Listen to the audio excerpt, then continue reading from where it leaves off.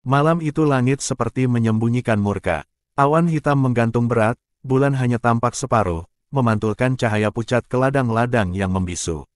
Di antara rimbun ilalang dan semak di perbatasan tanah milik Mbah Raji, tampak tiga lelaki berpakaian hitam-hitam menggali diam-diam. Mereka menancapkan patok baru, terbuat dari kayu jati tua, diukir angka-angka yang entah dari mana asalnya. Mereka bekerja cepat dan tanpa suara, hanya sesekali terdengar desis angin seperti bisikan yang menyusup ke telinga mereka, membuat bulu kuduk meremang. Pak Warto mengawasi dari jauh, berdiri di balik pohon randu besar yang sudah puluhan tahun tak tersentuh kapak. Tangannya menggenggam map berisi surat palsu, matanya tak berkedip menatap proses itu.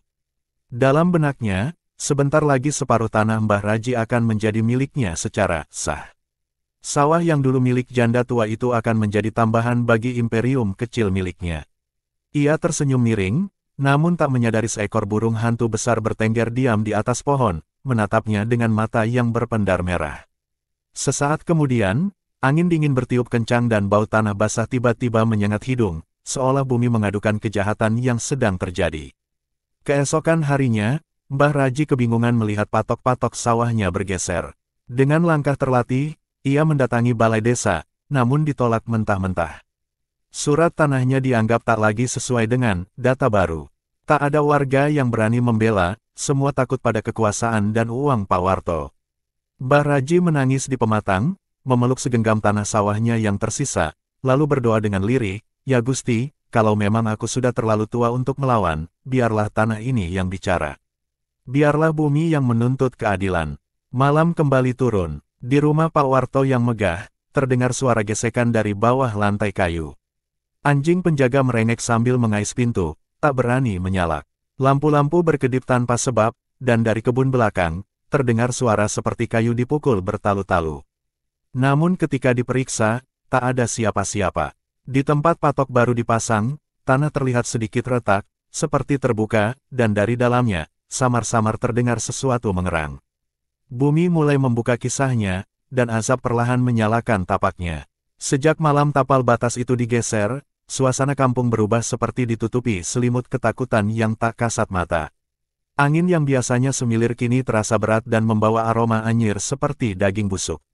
Setiap malam, warga di sekitar tanah Pak Warto mulai mendengar suara aneh dari sawah rampasan itu, jeritan lirih yang naik dari dalam bumi, seperti suara seseorang yang dikubur hidup-hidup dan merintih memohon pertolongan. Beberapa anak kecil bahkan mengigau di malam hari, menyebut nama-nama asing yang tak pernah mereka dengar sebelumnya, seperti juru kunci tanah tua, atau penjaga pematang. Pak Warto mengabaikan semua itu. Baginya, itu hanya ketakutan orang bodoh yang terlalu percaya tahayul. Tapi pagi itu, seekor sapi betina yang paling besar dan sehat miliknya tiba-tiba ditemukan mati tergolek di kandang. Aneh, tak ada luka, namun darah mengucur dari telinganya, dan matanya menatap kosong ke langit-langit kandang. Tubuhnya menghitam dari dalam, seperti hangus terbakar meski tak ada api. Lebih mengejutkan lagi, di bawah tubuh sapi itu, tanah tampak cekung dan berlendir, seperti pernah membuka diri lalu menutup kembali.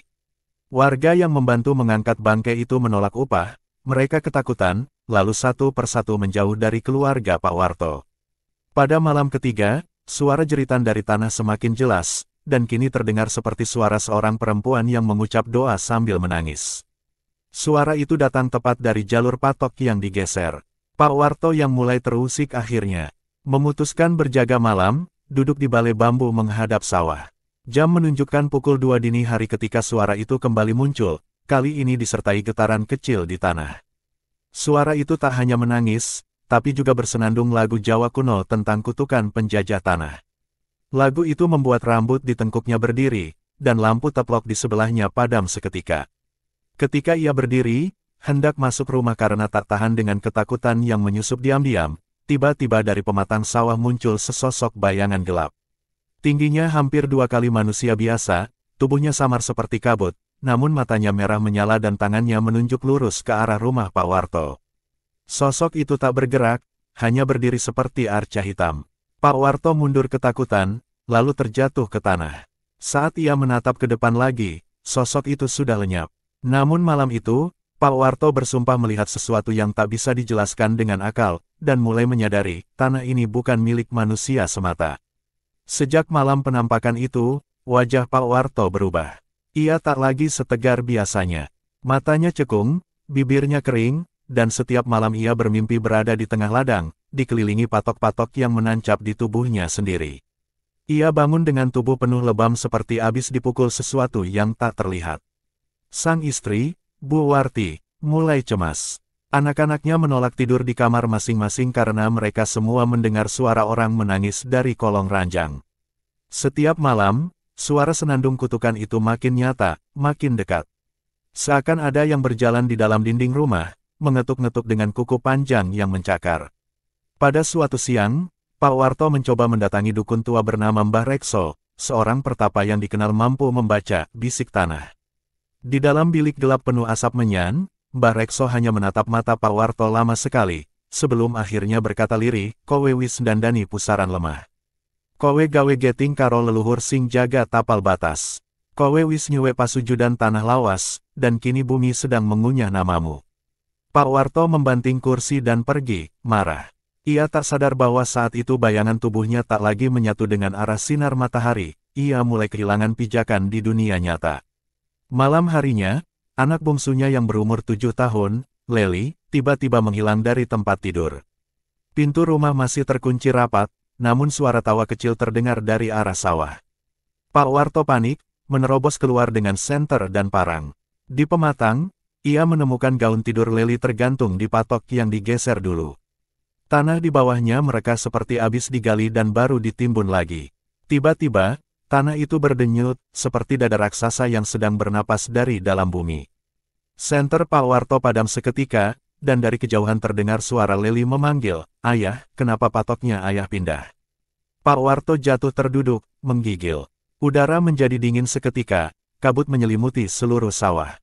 Dari tengah kabut, muncul bayangan tinggi menjulang itu lagi, sosok hitam dengan mata merah yang kini perlahan bergerak, menggeser patok satu persatu, seolah hendak mengembalikan batas lama. Tapi setiap kali satu patok dikembalikan, terdengar suara tangis perempuan disusul tawa bocah kecil yang memilukan. Malam itu, Pak Warto berlari pulang tanpa sempat membawa gaun anaknya. Dan untuk pertama kalinya, ia tak berani melihat ke arah sawahnya sendiri. Ia mulai sadar, batas yang ia geser bukan sekadar batas tanah, tapi batas antara dunia yang hidup dan yang tak rela dilupakan. Esok paginya, warga dikejutkan dengan kabar bahwa sawah Pak Warto kini dipenuhi lumpur hitam pekat yang mengeluarkan bau busuk seperti bangkai. Padahal semalam belum turun hujan. Anehnya lagi, patok-patok yang kemarin digeser kini kembali ke posisi semula. Tertancap dalam dan tak bisa dicabut. Salah satu warga, Pak Kromo, yang iseng mencoba mencabutnya malah jatuh pingsan setelah mendengar bisikan dari dalam tanah, "Ini kubur, bukan batas." Ketika sadar, matanya melotot dan mulutnya terus menggumam, wong mati ditindihi tapal palsu." Sejak itu, tak ada lagi warga yang berani lewat di sana, apalagi memandangi sawah Pak Warto lebih dari 5 detik. Sementara itu, Pak Warto semakin kacau. Anak bungsunya, Leli, belum juga ditemukan. Polisi datang, tapi jejaknya seolah lenyap di telan bumi. Anehnya, tiap malam gaun Leli yang semula tergantung di patok, selalu berpindah tempat, mengikuti posisi Pak Warto berada, seolah dibawa oleh tangan tak kasat mata. Bu Warti mulai ketakutan dan menyarankan untuk mengembalikan batas tanah seperti semula, namun Pak Warto, keras kepala dan dikuasai rasa malu, malah membentak dan menuduh istrinya sudah termakan cerita tahayul. Namun malam itu, Bu Warti mimpi buruk, ia melihat Leli duduk di tengah sawah, dikelilingi sesosok makhluk berkepala kerbau dan bertubuh manusia, yang mengubur patok satu persatu sambil menyebut nama-nama keluarga Pak Warto. Keesokan harinya, seorang penggali kubur tua dari desa sebelah, Mbah Wiryo, datang tanpa diundang. Ia berdiri lama di pinggir sawah Pak Warto, menatap lumpur hitam itu sambil menggenggam segenggam garam dan bunga 7 rupa. Ketika Pak Warto bertanya siapa yang menyuruhnya, Mbah Wiryo hanya menjawab lirih, "Leluhur tanah ini menangis. Ada kubur tua yang tertindih keserakahanmu. Kau sudah bangunkan mereka yang tak ingin diusik." Sebelum pergi, Mbah Wiryo menancapkan satu dupa ke tanah dan berpesan, "Kalau malam ini hujan deras tanpa petir, maka satu nyawa akan ditelan tanah." Ucapannya membuat darah Pak Warto berdesir, namun ia masih menolak percaya. Malam pun tiba, awan menggulung hitam, angin bertiup membungkus desa dalam kesunyian aneh. Tepat tengah malam, hujan turun deras. Tak ada petir, tak ada suara kodok, jangkrik, atau ayam jantan.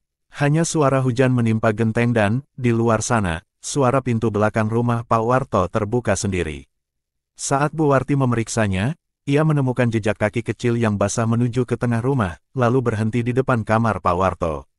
Saat pintu dibuka, Pak Warto tak ada di tempat tidur. Hanya tersisa tanah basah membentuk lekuk tubuhnya, dan gaun Leli yang kini tergantung di atas ranjang, meneteskan lumpur hitam.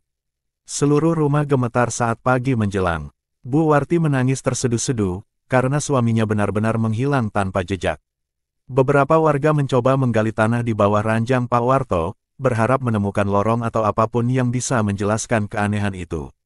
Namun, yang mereka temukan hanyalah tanah merah yang lembab, terus meneteskan air seperti darah segar. Anehnya, setiap cangkul menyentuh tanah itu, terdengar suara lirih tangisan Leli, membuat warga melempar cangkul mereka ketakutan. Di tengah tanah itu, bunga 7 rupa yang kemarin ditabur Mbah Wiryo tiba-tiba mekar satu persatu, seolah sedang menyambut arwah yang baru dikuburkan. Sore harinya, satu persatu warga yang pernah membantu Pak Warto memindah patok mulai mengalami nasib serupa. Salah satunya, Pak Dirno, ditemukan tergeletak di pematang sawah, wajahnya pucat dan mulutnya dipenuhi lumpur. Ia hidup, tapi tak bisa bicara, hanya menunjuk-nunjuk tanah sambil menggambar pola melingkar dengan jari, pola yang sama dengan bekas-bekas tapak aneh yang dulu sempat terlihat di sawah. Di malam yang sama, gubuk penyimpanan padi Pak Warto terbakar sendiri tanpa sebab, meski hujan deras masih mengguyur desa. Dari tengah api, terdengar jeritan seperti suara Pak Warto memanggil nama Leli, membuat warga gemetar dan yakin bahwa tanah itu bukan lagi sekadar tanah, tapi telah menjadi lemah sing. Nguntal nyawa, tanah pemakan jiwa. Bu Warti, yang makin terpuruk, akhirnya mendatangi Mbah Rekso kembali, kali ini dengan rambut kusut dan mata merah. Ia memohon agar sang dukun menyelamatkan anak dan suaminya, namun Mbah Rekso hanya menggeleng. Aku ora iso narik nyawa saka lemah yen wis diparingi tumbal, ucapnya dengan suara lirih. Ia kemudian memberikan sebuah kendi kecil berisi air dari 7 sumber dan sebatang lidi dari pohon randu gundul. Tetesna ing patok sing pertama dipindah. Yen lemah iku nyedot banyune, tegese dalane wis ora iso dibaleke. Bu Warti menggenggam kendi itu erat, tapi tubuhnya gemetar hebat. Ia sadar, suaminya mungkin sudah menjadi bagian dari tanah yang dikutuk. Saat malam turun, Bu Warti kembali ke sawah sendirian. Hujan sudah reda, dan kabut tebal menyelimuti batas tanah yang dulu jadi awal bencana. Ia meneteskan air kendi ke patok pertama. Air itu langsung menguap, dan tanahnya mengeluarkan desisan seperti ular marah. Lalu, patok itu mulai bergoyang sendiri, menggali ke dalam seperti ditarik paksa oleh tangan dari dasar bumi. Dari balik kabut, terdengar suara kecil memanggil lirih, "Ibu, aku kedinginan." Tubuh Bu Warti lunglai. Ia menangis sejadi-jadinya sambil berteriak memanggil nama anak dan suaminya, namun sawah itu hanya membalas dengan keheningan yang menyesakkan. Malam itu, satu lagi rumah di desa kehilangan cahaya, dan tanah terus mengunyah diam-diam. Malam kembali turun dengan keheningan yang tak biasa. Desa Karangjati kini seperti mati rasa. Warga lebih memilih mengurung diri, menutup jendela dengan kain putih, dan menggantung bawang merah serta janur di tiap pintu, sebuah tradisi kuno untuk menolak bala. Tapi semua itu tak cukup menahan kekuatan yang sudah bangkit dari tanah terkutuk. Tepat tengah malam, patok kedua, yang juga dipindah Pak Warto, bergetar hebat. Tanpa sebab, darah segar memancar dari bawahnya, merembes ke tanah dan membentuk garis menuju rumah Pak Dirno, salah satu yang membantu memindahkan batas. Ketika keluarga Pak Dirno bangun karena mencium bau amis menyengat, mereka menemukan Pak Dirno tergantung di langit-langit dapur dengan seutas akar pohon randu menjerat lehernya. Matanya menatap kosong ke arah utara, arah sawah laknat itu. Keesokan paginya, warga geger. Mereka akhirnya berkumpul di balai desa untuk mencari jalan keluar. Beberapa orang tua menyarankan memanggil kembali Mbah Wiryo, yang konon dulunya adalah juru kunci makam tua yang terletak tepat di bawah tapal batas yang dipindah. Tapi Mbah Wiryo tak bisa ditemukan. Rumahnya kosong, dan di dinding ruang tamunya tertulis dengan arang, patok pertama adalah pintu. Patok kedua adalah darah. Patok ketiga adalah nyawa. Warga panik. Ternyata ada satu patok lagi yang belum disentuh, yang diyakini akan membawa azab terakhir jika tidak segera dikembalikan. Sementara itu, Bu Warti semakin terpuruk. Ia merasa seperti satu-satunya manusia waras yang masih ingin menyelamatkan keluarga dari murka tanah. Malam itu, ia bermimpi didatangi arwah neneknya yang dulu pernah menjaga tanah itu dengan ritual adat. Sang nenek memintanya menanam kembali patok terakhir sambil mengucapkan mantra leluhur yang telah lama hilang dari ingatan warga desa. Anehnya, saat bangun, Bu Warti menemukan selembar kertas usang terselip di bawah bantalnya, bertuliskan huruf Jawa kuno yang sebagian terbakar. Ia tahu, ini adalah petunjuk terakhir untuk menutup pintu kematian yang sudah terbuka. Dengan tubuh gemetar, Bu Warti menuju sawah malam itu, membawa patok terakhir dan lembar mantra. Ketika ia menancapkan patok itu sambil membaca pelan-pelan tulisan yang hampir tak terbaca, tanah tiba-tiba berguncang. Awan gelap menyelimuti langit, dan angin menerjang seperti ada ribuan tangan yang mengamuk dari balik tanah. Di saat terakhir mantra selesai diucapkan, kilatan cahaya menyambar patok dan menghilang begitu saja. Hening menyelimuti, tapi dari kejauhan terdengar tangis anak kecil, tangis Leli, seperti memanggil ibunya dari balik dunia lain. Bu Warti menangis keras-keras, memohon agar anak dan suaminya dikembalikan, tapi tanah hanya memberi satu balasan, suara letupan pelan, dan patok itu retak, mengeluarkan darah segar dari dalamnya. Setelah patok terakhir ditanam dan mantra dibacakan, Bu Warti pulang dengan tubuh lemas. Tapi malam itu, ia tak bisa tidur. Suara tangisan Leli yang kemarin terdengar samar kini menjadi pekikan jelas yang memecah keheningan. Ia membuka jendela, dan di luar sana, berdiri sosok anak kecil berambut panjang, mengenakan gaun tidur yang telah compang camping. Wajahnya tertutup rambut, namun tubuhnya memancarkan hawa dingin menusuk tulang. Bu Warti berlari keluar, memanggil nama putrinya. Tapi saat mendekat, sosok itu menoleh, dan di balik rambutnya, tak ada wajah. Hanya rongga gelap yang seolah menyedot cahaya malam. Ketika Bu Warti menjerit, sosok itu menghilang disertai bau tanah basah dan bunga Kamboja busuk. Keesokan harinya, desa kembali geger. Banyak warga mengaku didatangi mimpi yang sama, mereka berada di pemakaman tua, dikelilingi kabut tebal, dan dipaksa menggali tanah dengan tangan sendiri. Di dalam setiap liang, mereka menemukan wajah mereka sendiri, hancur, membusuk, tanpa mata dan tanpa lidah. Mimpi itu membuat beberapa warga kerasukan saat bangun tidur, mengigau dalam bahasa Jawa kuno yang tak mereka pahami. Seorang ustaz dari luar desa dipanggil untuk membantu, tapi saat tiba di batas desa, mobilnya mogok mendadak, dan burung gagak mulai berterbangan rendah, mengepakkan sayap seperti sedang menyambut kematian. Sementara itu, patok yang ditanam Bu Warti mulai berubah. Setiap malam, dari retakannya, muncul uap pekat yang menimbulkan mimpi buruk bagi siapapun yang melewati sawah. Salah satu warga nekat menebangnya dan membakar patok itu. Namun, api tak kunjung padam. Justru, dari dalam kobaran muncul sosok hitam besar, berleher panjang dengan wajah kabur, seperti arwah tanpa bentuk. Sosok itu hanya berdiri di sana, menatap langit, lalu perlahan melangkah menuju desa. Semenjak malam itu, hewan ternak mati satu persatu dengan lidah terjulur dan mata mencair, seolah mereka melihat sesuatu yang tak mampu dijelaskan oleh logika manusia. Bu Warti makin merasa diambang kegilaan. Ia memutuskan kembali ke makam tua yang dulu dijaga Mbah Wiryo. Di sana, ia menemukan sesuatu yang mengejutkan, nisan-nisan tua yang seluruhnya sudah roboh dan tertimbun tanah batas yang dulu dipindahkan. Salah satu batu nisan bertuliskan nama, Raden Kertadipa, seorang penjaga tanah kerajaan yang dahulu dikutuk karena membunuh petani dan menguasai tanah mereka.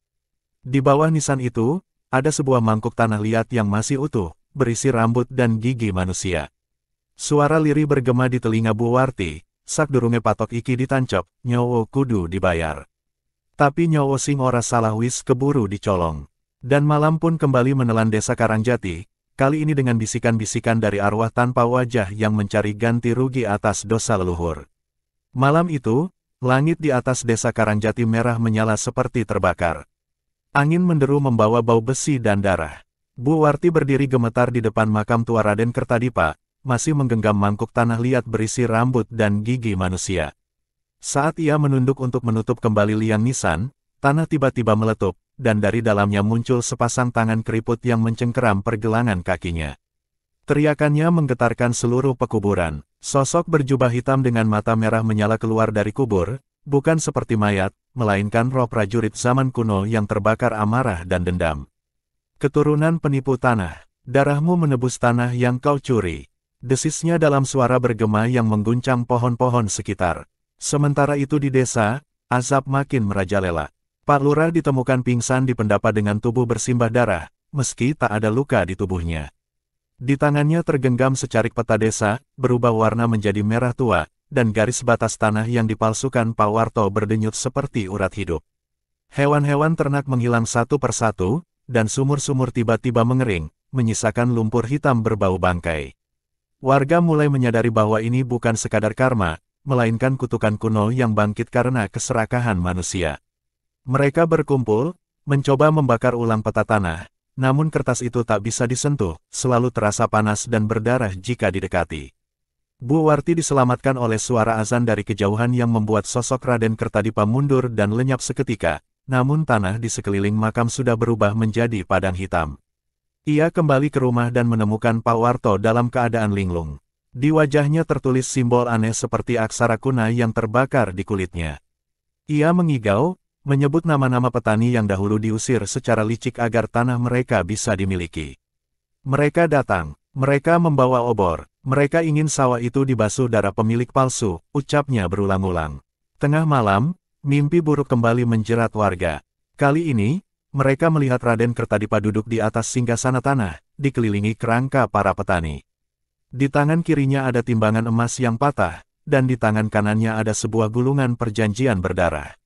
Siapa yang menukar batas tanah, akan kehilangan batas antara dunia dan akhirat, katanya sambil menoleh perlahan ke arah mimpi masing-masing. Ketika mereka terbangun, suara sabit yang diseret di atas batu terdengar dari luar rumah, tapi tidak ada siapa-siapa.